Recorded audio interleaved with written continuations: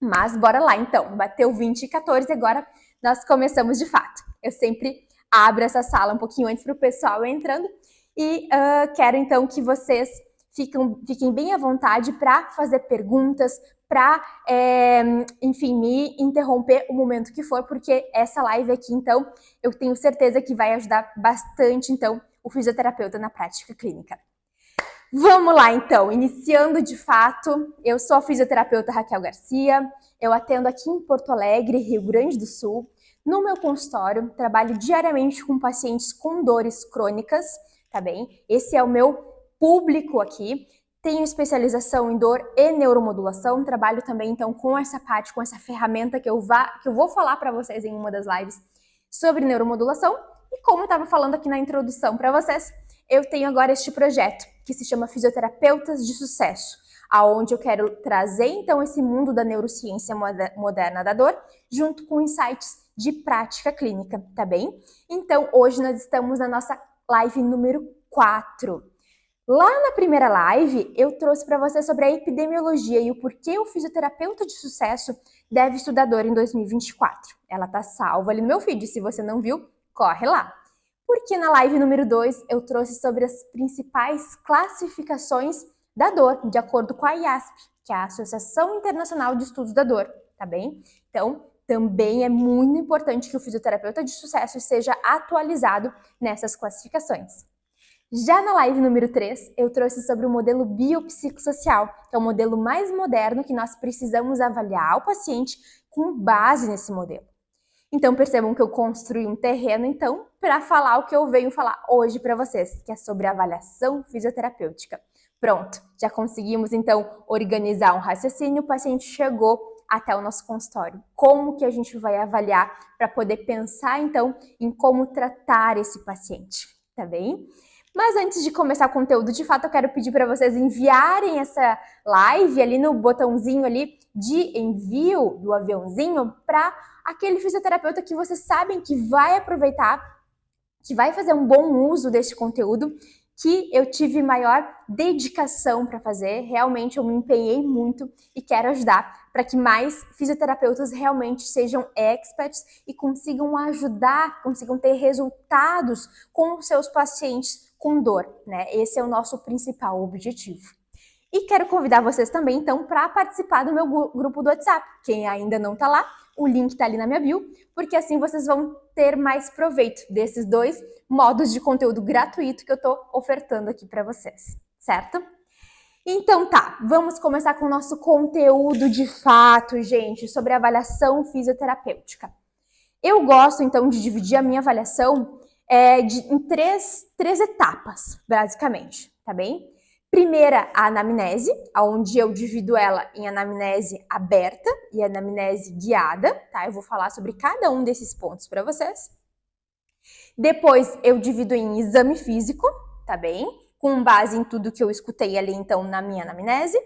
E a terceira fase é a fase mais específica ainda do paciente doloroso, que é a algometria, tá? Que é a avaliação, então, da dor em si, e os questionários, as ferramentas qualitativas para que a gente consiga, então, ter dados para verificar alguns pontos e acompanhar esse paciente ao longo do tempo, tá bem?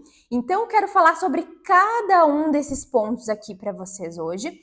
Fiquem bem à vontade, então, para me interromper quando for necessário, tá bem? Vamos começar, então. Pronto, chegou um paciente aqui no meu consultório, vou recebê-lo, né? Existe antes até da parte da avaliação, que é algo que eu falo, então, lá no meu grupo, né, do WhatsApp, sobre essas coisas fora a parte técnica, sobre encantamento de cliente, sobre isso. Então, antes do paciente sentar aqui e eu fazer a anamnese, existe toda a fase de acolhimento. Esse paciente chamou no WhatsApp, esse paciente, então, tem toda a parte empresarial da coisa mesmo. Mas que para o paciente doloroso, muitas vezes a gente precisa também adaptar essa fase, escutá-lo.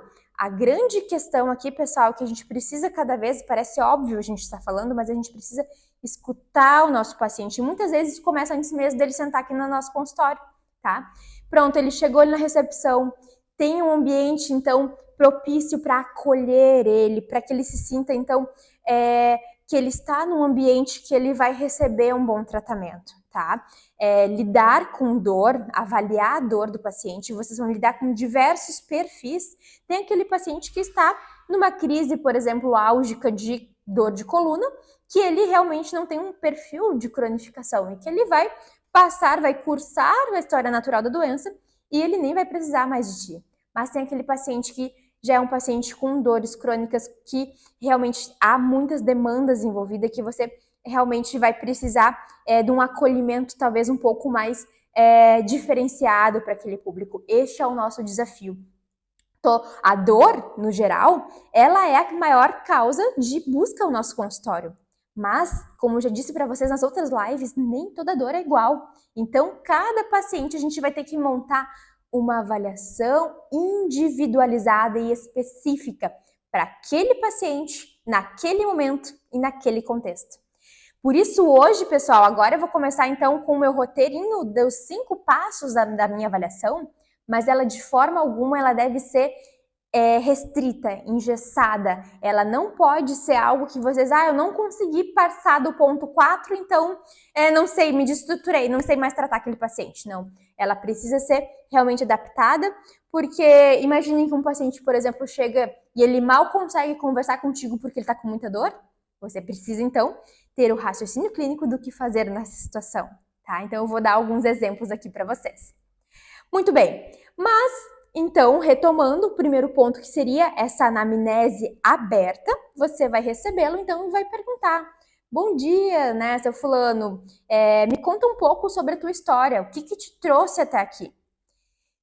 Tem pessoas, a maioria vai realmente abrir um diálogo bem importante, algumas você vai precisar guiar melhor. Mas a grande maioria dos pacientes já tem essa necessidade, inclusive, de compartilhar a sua história, porque ele já está cansado de ir em muitos profissionais da saúde e não ser escutado.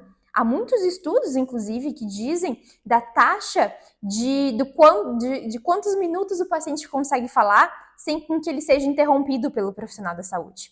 Há várias coisas que atrapalham isso, né? Inclusive, a gente sabe que planos de saúde têm horário reduzido ali para o profissional da saúde conseguir atender aquela pessoa. Há muitos empecilhos, a gente sabe. Mas então, no modelo ideal, que é o que eu quero trazer para vocês, por exemplo, no meu modelo aqui de consulta particular, onde eu me proponho avaliar por pelo menos 50 minutos aquela pessoa, eu sigo esse roteiro. E a primeira parte é uma anamnese, uma escuta aberta, onde eu deixo a pessoa contar, então, a sua história. Depois que ela contou a sua história, então eu posso ir inserindo no segundo ponto, que é a anamnese guiada, onde eu tenho um roteiro, né, com base no meu perfil. Eu trabalho mais com dores de coluna aqui, tá? Mas você vai montar o seu roteiro de acordo com o perfil doloroso do seu público. Então, ter algumas perguntas específicas, como, por exemplo, qual a frequência da dor? Que momento do dia que dói mais? O que alivia essa pessoa? Que estratégias, quais tratamentos ela já fez? Quais as funções do dia a dia estão limitadas, que ela não consegue fazer pela dor? Tá? Esse aqui, as funções, é muito importante que a gente pegue. Então, há esse roteirinho que a gente vai guiando essa pessoa. Muito bem, já grande parte da nossa avaliação já foi, então, nessa parte de anamnese, que ela é muito importante. A gente precisa, não é perder tempo, é gastar, é investir tempo nessa parte, que é muito importante. Nós vamos, então, para a terceira fase, que é o exame físico. O exame físico, gente, ele vai sendo construído na minha cabeça enquanto o paciente está falando. Porque existem milhares de testes, de avaliações, de exames físicos que eu posso fazer, mas que eu vou escolher aquele com sabedoria e raciocínio clínico de acordo com o que a pessoa me contou, então, na anamnese. Por exemplo, a pessoa já começa a me dizer que ela começou com um quadro de dor muito alto, muito forte, que então tem uma certa parestesia, uma certa dormência que desce pela perna, que passa do joelho. A gente, já começa a pensar então em uma hérnia de disco, por exemplo, e uma dor que possa ser uma dor neuropática. Então, eu vou precisar ir por um caminho de avaliação de dermátomos, de miótomos, avaliação de testes neurodinâmicos, de testes de irritabilidade neural, diferente de um paciente que já me traz um relato de uma dor mais generalizada. Já me relata, por exemplo, assim: ah, doutora, os meus ombros, dias é meus ombros que dói mais. Porém, tem dias que é minhas pernas, mas tem dias que é a minha lombar que dói muito. Então, esses relatos de dores mais generalizadas, que não possuem um padrão, nós já começamos a pensar em um perfil mais de dor nociplástica, onde outros tipos de exame físico vão ser importantes. Então aqui, o que eu quero trazer para vocês com relação ao exame físico é que então nós, fisioterapeutas, nós somos especialistas, né, em avaliar a função do corpo humano. A gente sim tem que avaliar amplitude de movimento, força, biomecânica, algumas assimetrias de função, perfis de capacidades funcionais, avaliar se a pessoa consegue se agachar, dobrar a coluna, se ela está em algum padrão de postura adaptativa ou algum padrão postural fixo, rígido. Tudo isso é papel do fisioterapeuta. Mas a gente não pode usar tudo que a gente sabe naquele paciente. A gente vai ter que, então, através desse primeiro passo, dessa anamnese, né, já ir montando na minha cabeça. Principalmente eu quero trazer para vocês isso, um exame físico para pensar em um tratamento baseado no mecanismo de dor dessa pessoa, tá? Lembrando dos 3 mecanismos, então, nós temos os 3 tipos de dor: dor nociceptiva, dor neuropática e dor nociplástica. Porque sim, o tratamento vai mudar um pouco de acordo com o perfil doloroso, então, desse paciente, e o exame físico também, tá bem? Como eu trouxe para vocês. Isso é muito importante, porque se a gente falha nesse momento, infelizmente, a gente vai falhar no tratamento. E esse paciente não vai ter o resultado que ele merece, você não vai ter os resultados que você também precisa ter, então,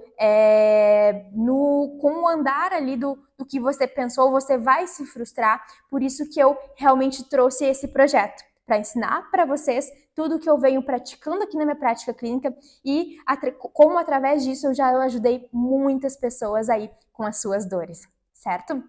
Então, do exame físico a gente tem isso, tá? Utilizá-lo de acordo, então, com o perfil, com o tipo de dor daquele paciente.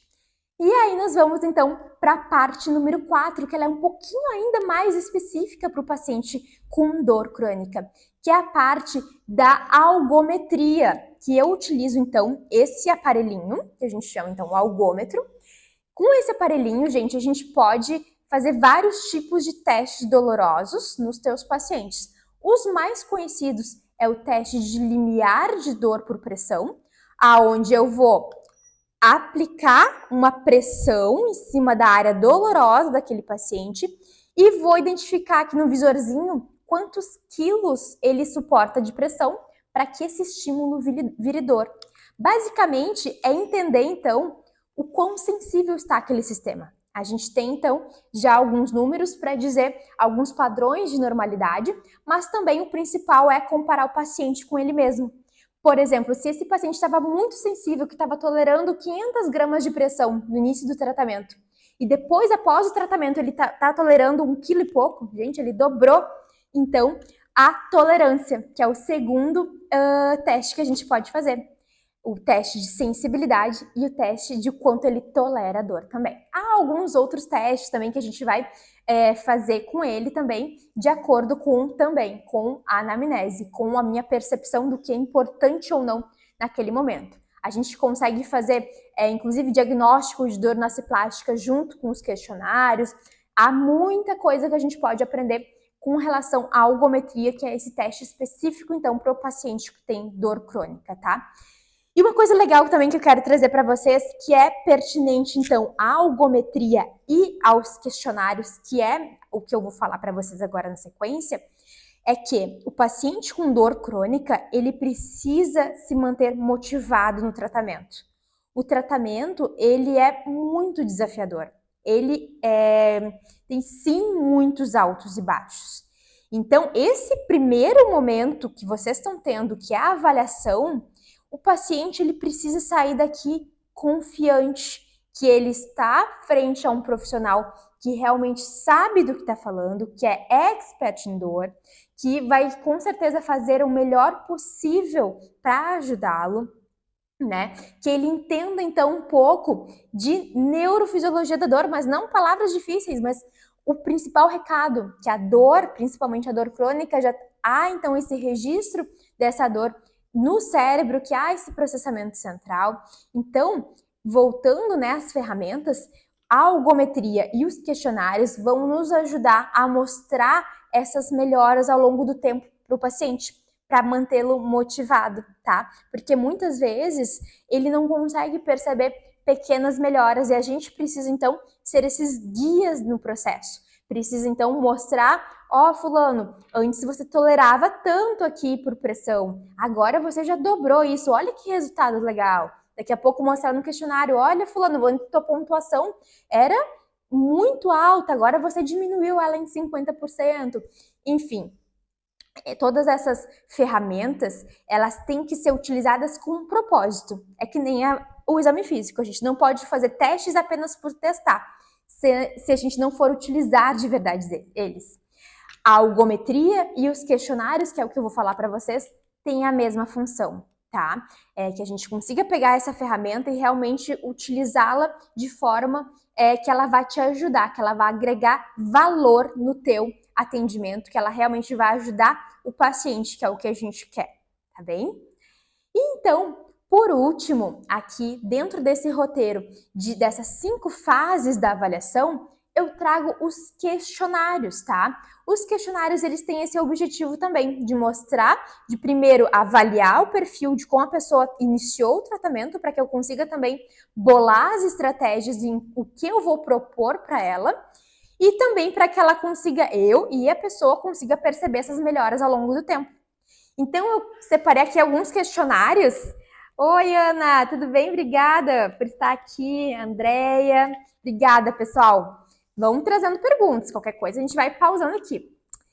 Eu trouxe aqui para vocês alguns questionários, peguei agora aqui da minha gaveta, que eu utilizo então com os pacientes que vêm aqui.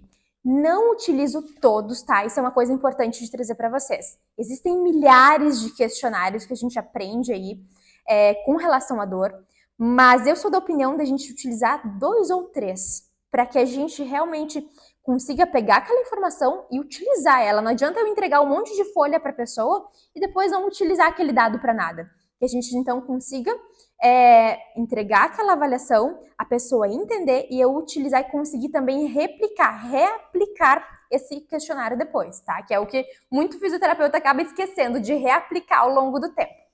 Tá bem? Mas quero mostrar alguns questionários para vocês. Esse aqui é um que eu utilizo muito, que é o diário da dor, tá? O que acontece com esse aqui? O paciente, ele dá um pouquinho mais de trabalho, mas o paciente consegue perceber muitas coisas que às vezes ele mesmo não se deu conta. Por exemplo, esse aqui ele vai marcar durante 7 dias, manhã, tarde e noite, dentro da escala numérica dolorosa, onde 0 é ausência de dor, e 10 é a maior dor que ele já sentiu na vida. Ele vai marcar, ó, de manhã eu tô com uma dor nota 3, de tarde eu tô com uma dor nota 5, já de noite eu tô com uma dor nota 7. Ao final, isso aqui vai me dar um gráfico do perfil doloroso dele, o que já vai me dizer bastante coisa, tá bem? Temos um outro questionário que eu utilizo muito também, que é o inventário breve de dor. Esse aqui, ele dá várias perguntas, assim, mais então dentro até mesmo do âmbito biopsicossocial, que foi a nossa live da semana passada, tá? Onde ele vai me descrever o impacto da dor na vida dessa pessoa, tá? Essa primeira parte, ela inclusive é de marcar os locais dolorosos, tá? Por exemplo, uma pessoa com fibromialgia, ela pinta basicamente o boneco. Então já me dá alguns dados, tá? Por exemplo, aqui me dá a nota do perfil doloroso dela. Nas últimas 24 horas, qual foi a maior dor que você sentiu? A pior dor? Na parte de trás, ela tem, então, algumas perguntas com relação também à medicação. Quanto que a medicação está fazendo efeito naquela pessoa. Eu tomo remédio, mas a medicação me melhora 10% apenas, né? Então, é um dado importante que a gente tenha também. E com relação ao impacto também, de 0 a 10, quanto que a dor está atingindo a tua atividade de trabalho, a tua capacidade de interagir com as pessoas, o teu sono, tudo isso é muito importante que a gente tenha de dados para comparar o antes e o depois. Porque então, né, já trazendo os objetivos do tratamento do fisioterapeuta especialista em dor, não é apenas a melhora da dor. Isso que eu quero trazer para vocês.